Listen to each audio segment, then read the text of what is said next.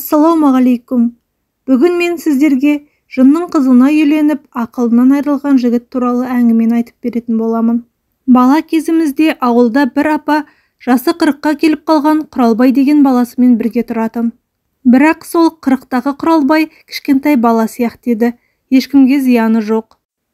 9-10 жастағы балалармен де ойнап жүре беретін, кім жұмсаса соның жұмысын істейтін. Үлкендердің айтуынша Құралбай жынның қызына ессіз ғашық болып соған үйленген. Кейіннен оның жынның қызы екенін білген соң туыстары арашалап алған. Сосын жынның қызы Құралбайды ақылынан айырған екен. Оқиға былай болған көрінеді. Құралбайдың әкесі Құмарбай өте көрікті, ат құлағында ойнаған шабандоз кісі болған екен. Құралбай 15 жаста болғанда Құмарбай көкпарда аттан құлап мерт болған. Үлкендер жағы оның өліміне де жын себепші болған деседі. Өйткені жынның қызы талай рет Құмарбайдың атының жал-құйрығын өрмек болған екен. Бірақ Құмарбай жынның азғыруына көнбеген. Ақыры амалы таусылған жынның қызы, егер маған үйленбесең, ат жалын құшып өлесің, мен балаңа тием деп серт еткен көрінеді.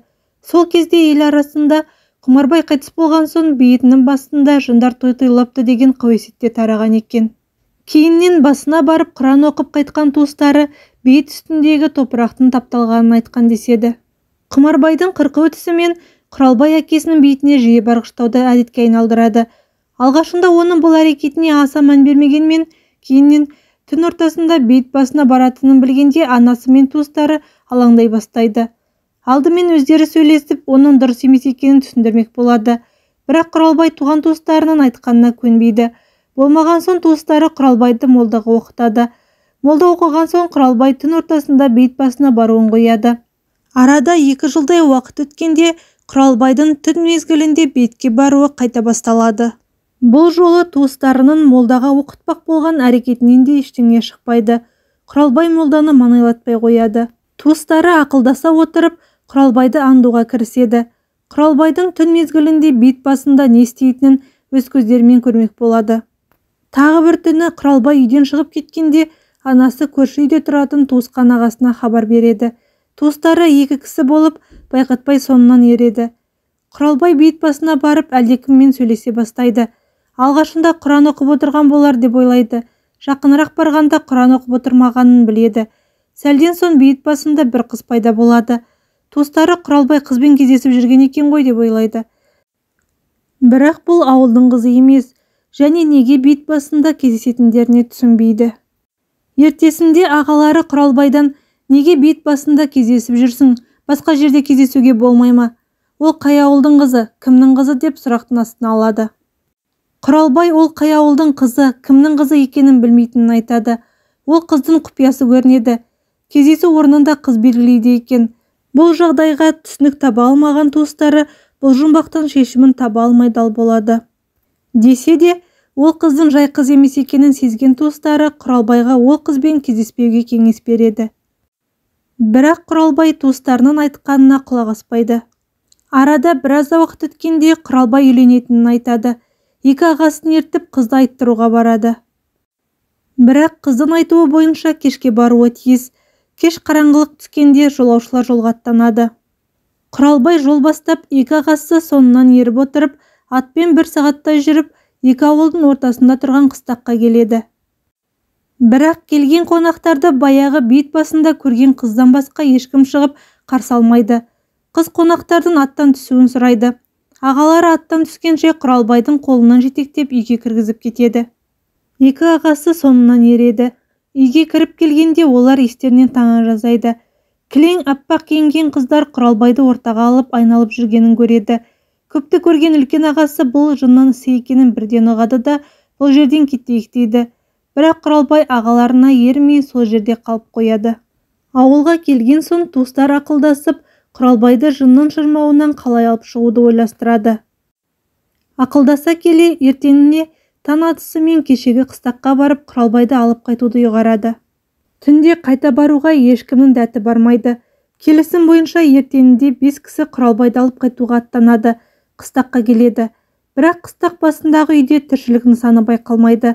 Ағалары үйге кіруге жүрексініп Құралбайды сырттан дауыстап шақырады. Алайда бірнеше рет шақырғанмен жауап болмайды. Сонан соң ағалары үйге кіруге бел байлайды. Бар білетін Құран аяттарын оқып, қайта-қайта кәлима қайтарып үйге кіреді. Кірсе, бөлменің ортасында Құралбай ес-түссіз жатады. Басқа тірі жан жоқ. Ағалары Құралбайды далаға алып шығып, есін жиғызады. Бірақ есін жиғанмен Құралбай не жағдай болғанын айта алмайды. Ағалары Құралбайды ауылға алып кетеді. Арадан 2 күн өткенде түнде Құралбай жоғалып кетеді. Туыстары бұл сол баяғы жын қыздың әрекет екенін бірден біледі. Таң атысымен туыстары 3-4 кісі болып қыстақтағы үйге қайта барады. Үйде Құралбай жалғыз өзі отырады, дін аман. Бірақ бұл жолы ағаларының ауылға алып қайтамыз дегеніне Құралбай көнбей қояды. Оның талабы, мен онымен 3 ай бірге тұруым керек. Егер мен қазір сіздермен кетсем, онда ол мені және менің үрім бұтағымды тыныш қоймайды дейді. Қанша айтқанмен Құралбай көнбейді. Амалы таусылған туыстары ауылға қайтады. Ауылға келген соң жолаушылар жиналған туған туысқа болған жайды баяндап береді. Құралбайды жынның шырмауынан қалай құтқаруды ешкім айта алмайды. Бірақ Құралбайдың анасы, атадан қалған жалғыз тұяқты жынның қолына тапсырып қалай қарап отырмақсыңдар? Егер сендер барып әкелмесеңдер, онда өзім барам дейді. Ер азаматтар Құралбайдың анасын сабырға шақырып, Құралбайды өздері барып әкелетінін айтады. Сөйтіп, ертеңінде қайта жолға аттанады. Әдеттегідей бұл жолы да Құралбай үйде жалғыз екен. Құралбайды ауылға шақырып, сөзбен иландырмақ болған туыстарының әрекетінен нәтиже шықпайды. Амалы таусылған ағалары Құралбайды байлап ауылға алып қайтады. Үйге әкелген соң Құралбайды байлап ұстап, туысқан ағалары кезекпен-кезек күзетіп отырады. Молда бірнеше күн оқиды. Бір күні таңертең оянса, Құралбайдың аяқ-қолы шешулі жатады. Оның аяқ-қолын кім шешкенін білмей туыстары таңғалысады. Сонан соң Құралбайдың өзінен сұрайды. Құралбайдың айтуынша, жынның қызы түнде келген. Қол-аяғын шешіп, саған рұқсатымды бердім, бірақ ақыл-есіңді алып кетем депті. Туыстары Құралбайдың бұл айтқанына сенбейді. Бірақ сол күннен бастап Құралбай расымен де ақыл-есінен айырыла бастаған екен. Егер әңгіме ұнаған болса, каналға жазылып, лайк басып, комментарий жазып, қоңыраушаны басып қоюыңызды сұраймын.